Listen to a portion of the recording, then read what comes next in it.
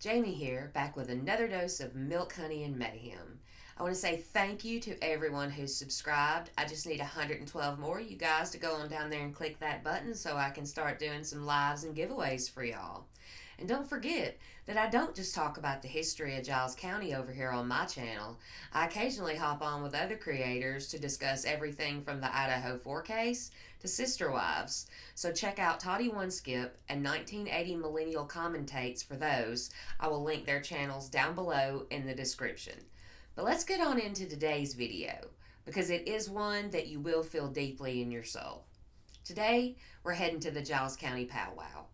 But before we go, we need to step back in time a few hundred years to really understand its significance. And I'm just going to be reading this directly from this book, The History of Giles County, Tennessee, by Elizabeth C. Parker, because it's so beautifully written, I couldn't have done a better job myself. So this is Chapter 2, regarding the Indians. Middle Tennessee was a lonely land. The stillness of its forests was broken by the bark of a squirrel or the weird howl of the timber wolves at the full of the moon, the scream of a panther, or perhaps the dying wail of the deer upon which it had sprung. On the slopes of the hills, giant yellow poplar, beech, and maple stood in majesty. Upon the ridges of the highland rim, chestnuts and scrub oaks vied with sassafras and persimmon in securing a foothold on the poorer acres. From the hilltops, the winding streams could be glimpsed only where a natural crossing of wild animals had beaten a path. Miles of cane, 10 and 20 feet high, formed impenetrable breaks across the fertile bottomlands. Giles County was formed from a part of the Indian hunting ground extending from the Ohio River to the Big Bend of the Tennessee River.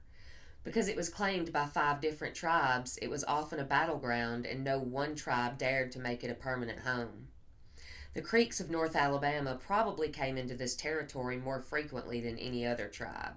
They were dark-skinned Indians, more heavily built than the other tribes. They were savage and treacherous in disposition and seemed inclined to indulge in cruelty and torture from a sadistic nature rather than because such were a part of the ceremonials. The Cherokees, who lived in the southern part of East Tennessee, hunted in this section. They were said to be the most intelligent of the Tennessee tribes, were of slighter build, lighter in color, and with more handsome, regular features than the Creeks.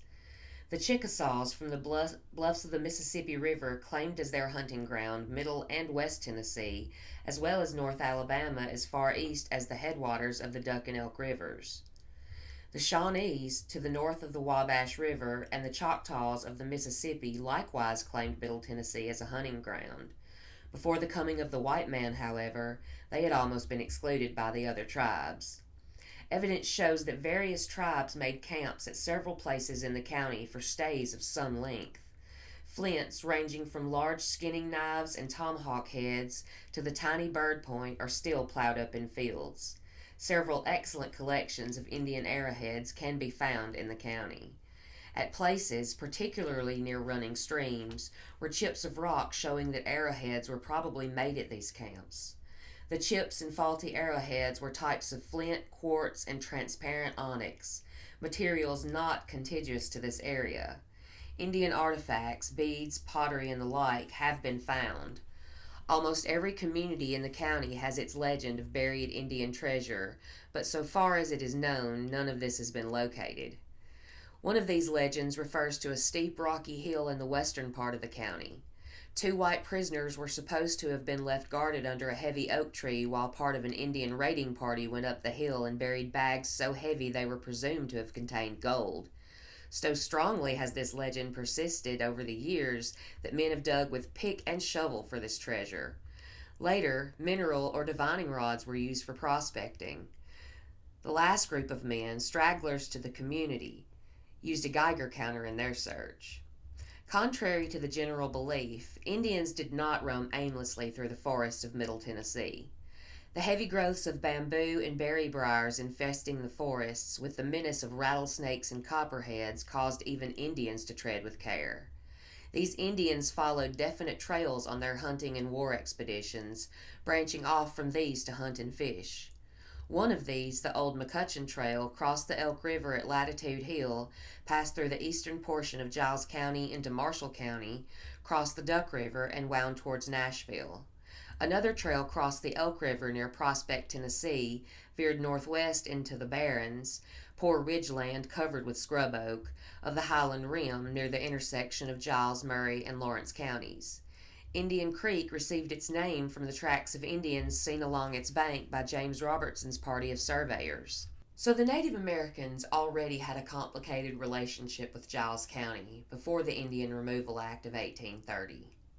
But it would be here that two of those roots merged, and the realization of what was happening to them and how it would alter their way of life forever started to take hold.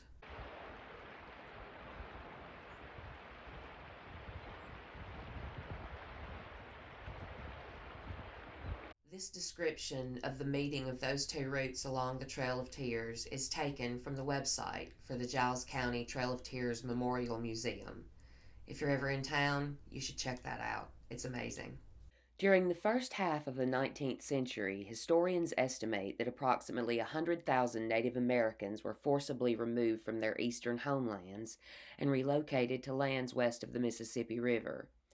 The purpose of the removal, which was supported and enforced by various state and federal agencies, was to secure Native American lands for the expansion of non Indian settlements. The removal policies that were enacted in the Southeast focused on the displacement of the members of five primary tribes: Choctaw, Seminole, Creek, Chickasaw, and Cherokee. It's important to note that these policies also targeted the removal of all Native American peoples located throughout the Southeast, which included the descendants of smaller tribes such as the Temucas, Natchez, Shawnee, Catawbas, and Yukis. Although various acts of removal had been ongoing throughout the 17th and 18th centuries, the final effort to secure all eastern Native American lands culminated with the passage of the Indian Removal Act on May 28, 1830. The Indian Removal Act had become a primary initiative under the direction of President Andrew Jackson's administration and was effectively used to remove the remaining Southeast Native American tribes. Although the act was met with much resistance by both Indian and non-Indian representatives, its passage eventually resulted in the signing of the Treaty of the New Dakota. With the signing of this treaty, the Cherokees conceded their remaining land holdings to the United States government in exchange for $15 million and a claim of land in the Western Territory known as Oklahoma. This led to the final steps of the removal process. In early stages, approximately 4,000 Cherokees voluntarily relocated to the Western Territory. However, a number of Cherokees did not agree with the establishment of the Treaty of New Dakota and refused to leave their homeland. As a result, the United States government rounded up approximately 17,000 Cherokees and placed them in stockades.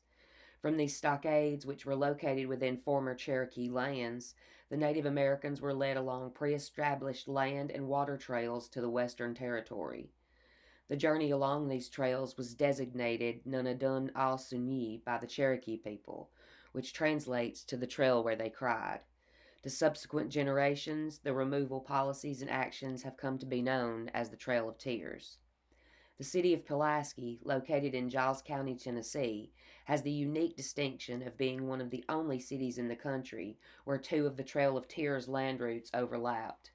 Beginning in 1838, John Bell led a group of approximately 600 Native Americans along a land route that entered the city of Pulaski from the east.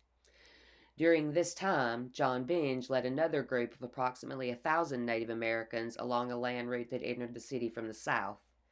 It's believed that both groups crossed Richland Creek in the same bridge. After crossing the creek, the two groups continued westward along the same trail for approximately 6 miles. At that point, each group chose to follow a separate route. Prior to and subsequently following the events set in motion by the 1830 Indian Removal Act, Native Americans found that they had many advocates who supported their efforts to remain on their homeland territories. David Crockett, a native of Tennessee who lived near the city of Pulaski, was one of the many supporters who lobbied at the state and federal level to protect the southeastern Indian tribes and ensure their right to remain on land slated for non-Indian settlement. Crockett, a member of the United States Congress, was vehemently opposed to the removal of the Native Americans and spent much of his time and effort defending the rights of the Native American people. In 1834, Crockett lost his bid for re-election to Congress and left Tennessee for the western frontier. 2 years later, he was killed in the Battle of the Alamo. Our powwow, like all powwows, is a celebration. You don't have to be native to attend or participate, but there are a couple of things you want to keep in mind if you decide to go. First off, the dancers look amazing in all their regalia with the colorful feathers and beads. Please don't touch them. Those are delicate, and it's 2025. We probably shouldn't be out here touching people without their permission anyway. And second, powwows are sacred events. You don't have to dress up, but you do need to show a little bit of respect and cover your body. So, halter tops, tank tops, short shorts, and flip flops? If you wouldn't wear it to Sunday services, save it for after the powwow. And fellas, don't wear a hat unless it's got an eagle feather in it. And finally, stand, if you're able to, during the prayers and dances. Basically, just act like y'all have had some raisin, okay? Okay. Everybody ready? Let's roll.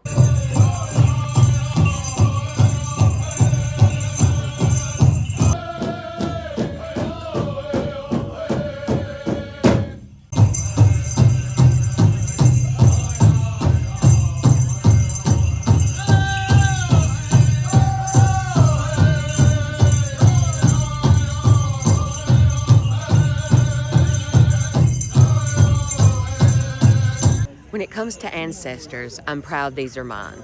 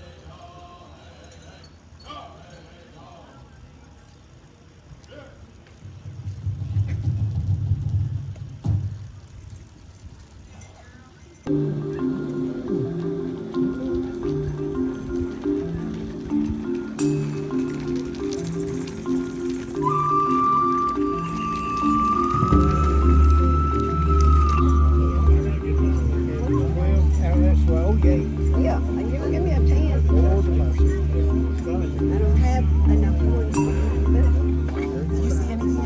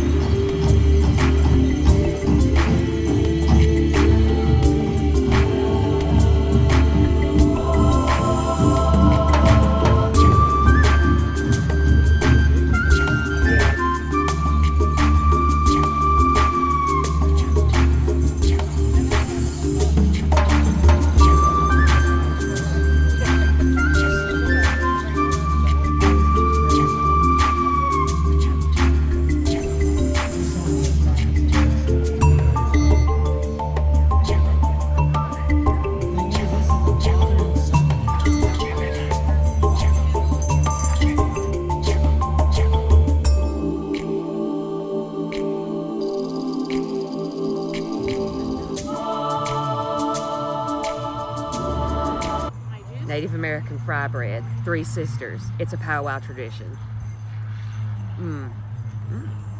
I loved that. Did y'all have fun?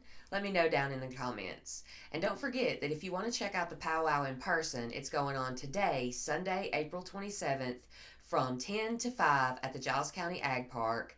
And $5 will get you into all the festivities. The fry bread is extra, but it's worth it. What flavor would you get? Giles County, Tennessee is filled with the history of people, and I'm going to start dropping those little honeycomb bites randomly throughout the week.